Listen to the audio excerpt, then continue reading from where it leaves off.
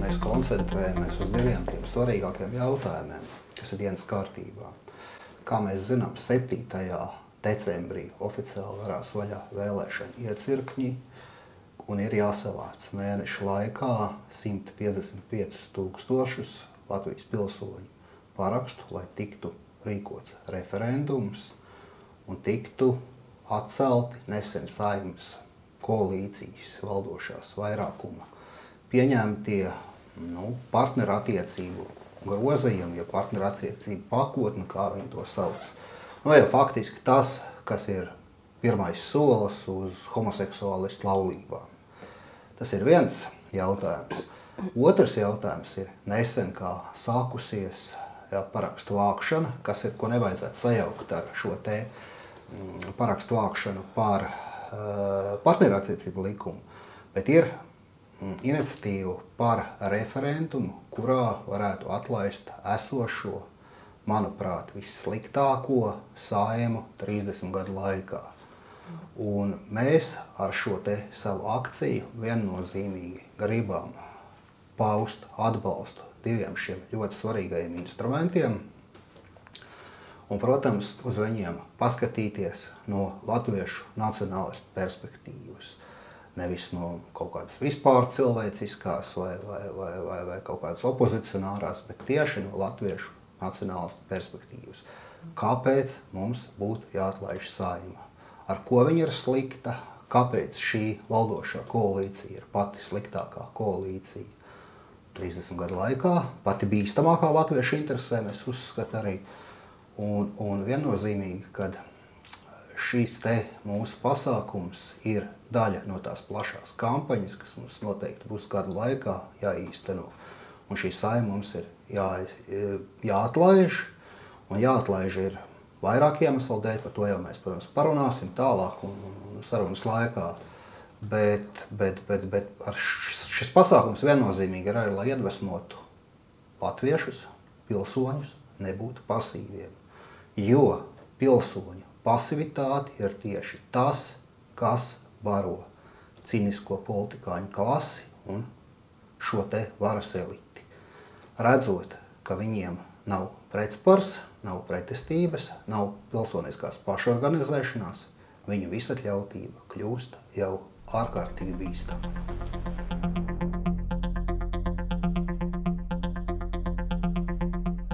Šeit ir tādi diezgan būtiski argumenti, ko es gribētu minēt kā pret šim te pasivitātes vai šī te nekā nedarīšanas balsīm. Redziet, šī valdošā koalīcija, kas sastāv no bēdīgi slavenajiem progresīvajiem, no 20 gadu garumā valdījušās vienotības, mafijas, es pat teiktu, mafijas politiskās, un nodevējiem, klajiem savu vēlētāju nodevējiem zaļajiem zemniekiem, viņi balstās uz 53 deputātu mandātiem. Ārkārtas vēlēšanas ir ļoti būtisks ar to, kad viņiem, šiem valdošajiem, vajadzētu zaudēt tikai 3-4 deputāti vietas, un šī koalīcija nobruktu. Un tas, manuprāt, ir pilnīgi sasniedzams mērķis. Vēl, protams, es uzskatu, ka Saeimas atlaišana kā tāda, pēc šitik sliktiem apstākļiem, ir ļoti būtisks instruments. Ar ko viņš ir būtisks? Ar to, ka tas ir tāds audzināšanas instruments, jeb pātaga, kas visu laiku ir pacelt pār varas galvu. Lai viņi zina, ja viņi pārkāps sarkanās līnijas, pārkāps robežas, viņi zaudēs savas siltās vietas, zaudēs savas ministrijas, zaudēs, kā saka, savas iestrādes, un tas arī ir sasniedzams mērķis.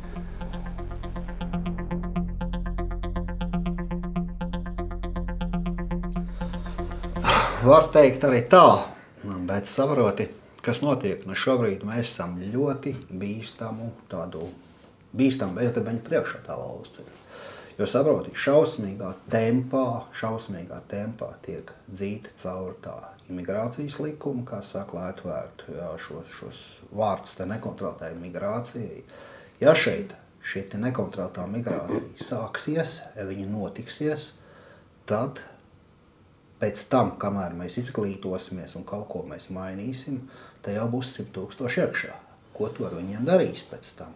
Kā tu viņus dabūsi atpakaļ, ja mēs neesam varējuši dabūt atpakaļ pat tos, kas te jau ir, es nezinu, ko mēs skaidri zinām, ka viņi ir un ka viņi ir nelikumīgi un tam līdzīgi. Jā. Šobrīd tas ļoti straujos tempos notiek. Jā. Tas ir jāapstādina. Jebkura, kā saka, procesa apstādināšana kaut kāda, jā, to procesu uz kaut kādu laiku aptur un dod iespēju kaut kā to samainīt. Tāpat tās tagad mēs esam priekšā atkal nākamajām lietām. Nu, teiksim, šī pati civilā savienība vai partnerattiecību likums un tam līdzīgi. Jā, nu, paskatāmies uz to tā. Viņi tikko kā pieņemti. Kas notiks? Jā, arī šī vara, šī sistēma, jā, šī koalīcija, jā, viņa jau arī skatās uz mums. Viņa skatās uz vērtē to pašu parakstu vākšanu, jā, kas šobrīd notiek. Un vērtē, cik liels ir latviešu pacietības mērs, cik liels ir tautas protesta potenciāls, cik liels ir tas potenciāls, kas spēj šo te tautu pavilkt un aiziet parakstīties vai nobalsot uz referendumu un tam līdzīgi. Ja viņi redz, ka tas potenciāls ir nekāds, ja, ka mēs uz to neesam spējīgi, tas nozīmē, ka viņiem būs vēl lielāka visatļautības apziņa. Viņiem radīsies tik liela varas sajūta, ja, ka viņi darīs pilnīgi jebko, ko viņi gribēs. Ja viņi pieņem šobrīd šo te partnerattiecību likumu ar nodevēju zaļo zemnieku, kā saka, nopirktajām balsīm, ja, tad es domāju, ka ja viņi nedabūs pretsparu šitam te visam tieši spēcīga pretsvara, kas varētu parādīties referendumā vai savāktajos parakstos, tad viņi pilnīgi mierīgi norūlēs to pašu partnerattiecību likumu, pārveidos par laulībām, ja, un no laulībām, homoseksuālajām laulībām tālāk jau būs bērnu adopcijas un vārdu sakot vispārējais. Tā ir plāksne ar viņi ies uz priekšu, kā saka, neapstādamies, jo te jau ja viens no kā saka, valdības, kā saka, tādiem partneriem ir klāj ideoloģiskie jaunās paudzes marksisti progresīvie, kuriem tas ir jau tāds, nu, jau pilnīgi svēta pārliecība, ka viss tas, kas mums ir svēts, ka tas viss ir jādekonstruē un jānojauc, tad es domāju, ka viņi ar to darīs, ja viņas neapstādās. Ja viņi neredzēs šo klusējošā vairākumu, kā saka, tādu atsitienu. Tāpēc ir svarīgi to šobrīd izdarīt. Ja? Pat, ja tas varbūt tās nemainīs pa lielam visu kopējo virzību un tam līdzīgi, tas var šobrīd apturēt šos te ļoti straujos destruktīvos procesus, vismaz uz kaut kādu laiku apturēt.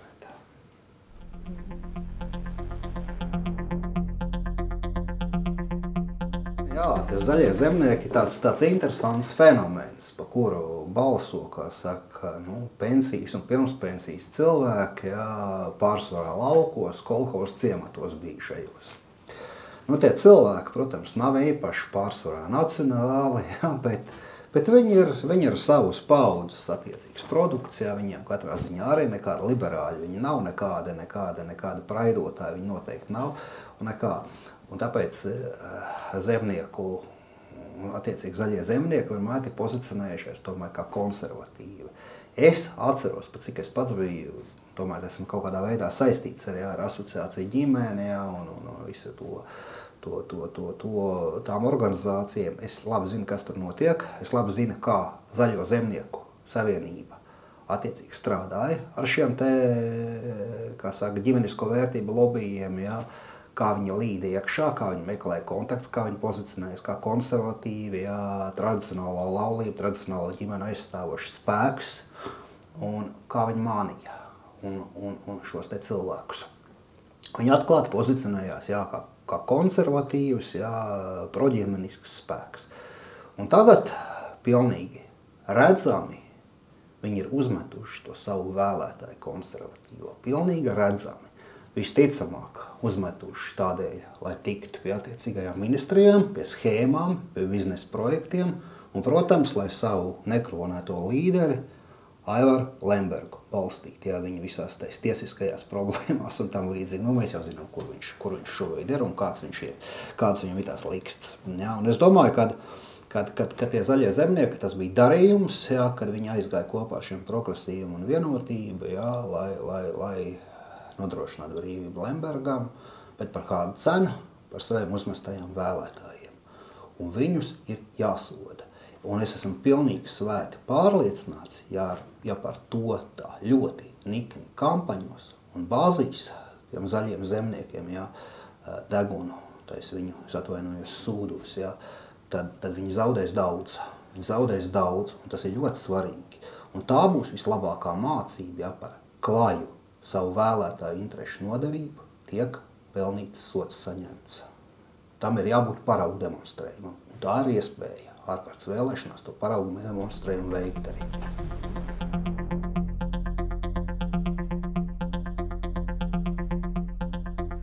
Nu, te jau atkal mēs varam atgriezties pie tā jautājuma par sistēmu. Par sistēmu, ko jau es minēju, par to, ka ja tu esi iekšā, tu tiec pie ļoti liela valsts finansējuma. Tev ir iespēja, kā saka, dienā taisīt propagandas rolīšas, tev ir iespēja veikt kampaņas, tev ir iespēja darīt daudz ko tādu, ko tiem, kas ir ārpus parlamentu, pieši nekādiem, kā saka, finansējumi netiek, ko viņi vienkārši nevar veikt. Šī gadījumā, protams, ka Šlesers formāli ierosināja šo parakstu vākšanu, par Saeimas atlaišanu viennozīmīgi savu politisko ambīciju vārdā, jo arī viņš, protams, ka sapņo tikt pie šīm ostām, pie finanšu ministrijas, pie vēl citām ministrijām, kur var slaukt un slaukt. Protams, ka Šlesers ir klāji prokrievisks politiķis, viennozīmīgi, tur nekādas ilūzijas nav. Viņš ir latviešu nacionālistiem tieši tāds pats ienaidnieks kā progresīvi, varbūt savādāk krāsots, bet tāds pats. Vēl jau ņemsim vērā to, ka viņš ir, es domāju, ka ir daļa, vismaz daļēji viņa vēlētājs ir pārnācies no saskaņas, jā, tas ir sadalījušās un bankrotējušās saskaņas, kā saka vēlētājs, kas viņi ir iepropelējis tai Saeimā.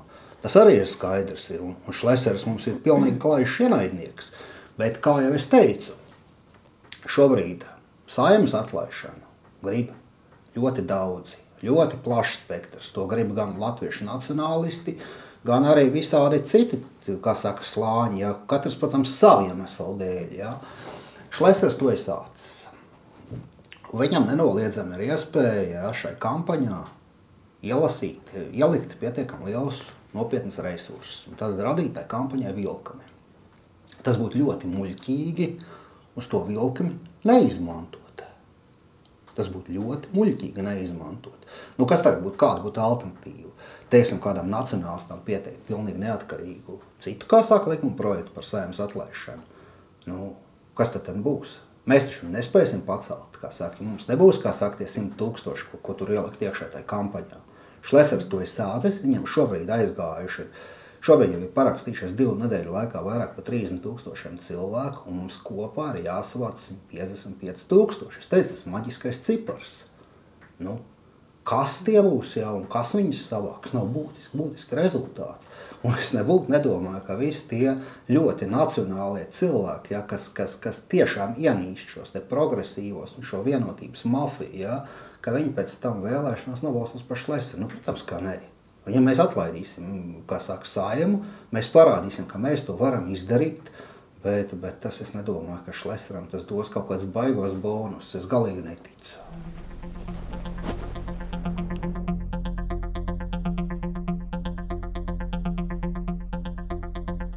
Es gribu teikt tā, ka šīs te varas, tas lielākais noziegums, manuprāt, ir vislielākais noziegums, ko es uzskatu. Tas varbūt arī veiksmes stāsts, jo patiesībā jebkurai ļaunai varai viņas sapņu pilsonis ir apātisks un bezcerīgs indivīds, kas nesaprot, ko darīt, kas nesaprot, ka, lai tu kaut ko izdarītu, tev jāpieliek kaut kāds pūles, tev pašam jāiesaistās kaut kur, jā, kas ir nospiests vergs pēc būtības, un to verga un tāda apātiska, kā saka, izolēta individu psiholoģija, viņi ļoti veiksmīgi radījuši.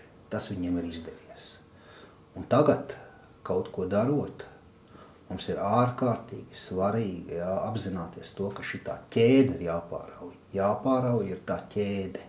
Jāpārauj, kā saka, ir tas klikšķīts galvā, kā saka, ir jāieslēdz.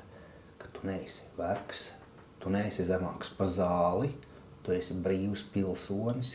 Viņi ir tavi kalpi, nevis kungi, kas ir, nezinu, pāvestu vai dievu svaidīti, kuriem ir mūžīgi šeit pienākās vara un teikšana par mūsu likteņiem. Nē, mēs esam tie, kas viņus var atlaist, padzīt, patriekt, vienalga kā. Un ielikt kaut ko vietā. Bet, protams, tas ir jautājums, ko mēs ieliksim vietā. Bet tas, kad uz galvas sev kāpt nevajag ļaut, ka no tās apātijas jāraisās vaļā, tas ir ārkārtīgi būtiski. Tas ir ārkārtīgi būtiski momenti. Varbūt mēs nevaram, tas nenodrošinās mums, ka mēs uzreiz kaut kādu jaunu, kaut kādu brīnišķīgu, kā saka, sabiedrību radīsim, bet vismaz mēs apturēsim tās lielākās draņķības, kas pēc mums tiek gatavotas. Jo viņiem jau nekā svēta nav. Pilnīgi nekā svētā.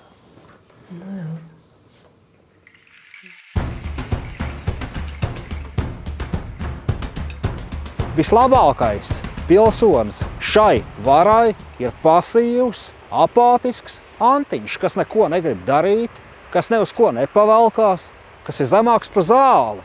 Un kas vienmēr pasaka, bet es jau viens un es jau neko nevaru izdarīt. Tad lūdzu nāc, te mēs būsim daudz. Jā, tas ir. Šeit jau mēs netaisamies pulcēties, lai kolektīvi izraudātos, bet mēs nāksim tādēļ, lai satiktu savus draugus un dombiedrus, ar ko mums ir kopīgs ceļš ejams, ar ko mums ir kopīga cīņa izcīnām. Jo nekad jau nav tā, ka nevar būt vēl sliktāk. Šī jau ir tikai prelūdija. Tas viss ies tālāk un izvērtīsies briesmīgāk. Un nevienam jau tā Latvija ar latviešiem nav vajadzīga kā viena pašiem latviešiem. Cita jau pasaulē neviena tāda vairs nav, kam tas interesē. 9. decembrī 13:00, jeb 1:00 pēcpusdienā pulcējamies Strēlnieku laukumā Rīgā. Dodamies tālāk uz Brīvības pieminekli. Jā, gaidām. Cilvēkiem ir jāsaprot, ka ir laiks piecelties no dīvāniem, ir laiks izlīst ārā no Twitteriem, no Facebookiem, no sociālajiem tīkliem un nākt kopā, lai kaut ko darītu ar šito te visu situāciju, kāda ir izveidojusies. Paskaties, tie strēlnieki, tie tā kā visu Krieviju otrādāk. Izlīdīsim no apātijas, izlīdīsim no apātijas. Tas ir pats svarīgākais, izlīst no apātijas.